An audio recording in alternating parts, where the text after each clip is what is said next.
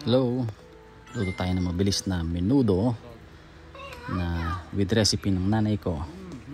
Ito yung isa sa mga recipes ko. Ito yung nag-ihaw ako ng bell pepper at saka yung tomato. Then ito pa yung mga ibang mga ingredients niya. Pork, liver, and ito yung kasim. Pork mismo. Tapos, let's go.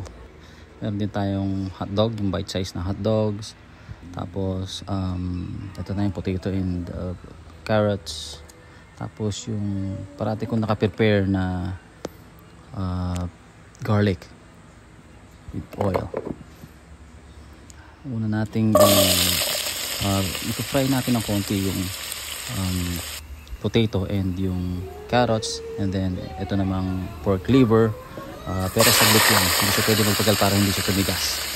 Kaya mas masarap kapag na-serve ng malambot. So ito na siya, pagka na-finry ko ng konti, pinainit ko lang halos. And then ito na yung carrots and potatoes. So then magbigisa na tayo ngayon. Itong onions, tomatoes, and itong inihaw natin na bell pepper and tomato. Sobrang sarap nito. Ito yung nagbigay ng twist dun sa menudo.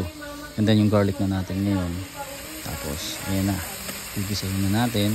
Tapos lalagyan na natin yung marinated na pork. After nyo, lalagyan na natin ng pinakuloan na water para madali na siyang kumulo. So yan, nilagyan ko ng dried oregano. Tapos dahon ng laurel. And then tomato paste. Yung tomato paste pwede nyong isama sa gisa, pero ako hindi ko na sinama. And then ito yung nor cube na pork and hot dog. Tapos pag malapit na siya maluto, tsaka pala yung lalagay itong pork liver. And then nag-slice ulit ako ng onion tsaka bell pepper para at least parang pang garnish ko lang, para mas maganda siya nakikita tsaka mas buhay yung lasa. And then so ito na, serve na natin. Matitikman ko na at last. Taste test na tayo.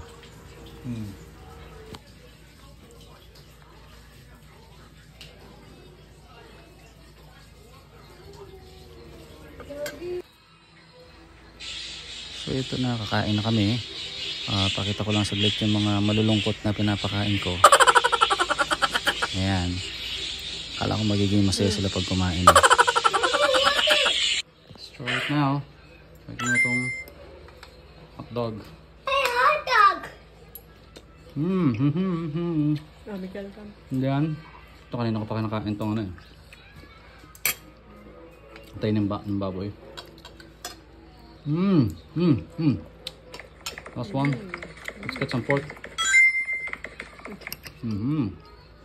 Sarap yan.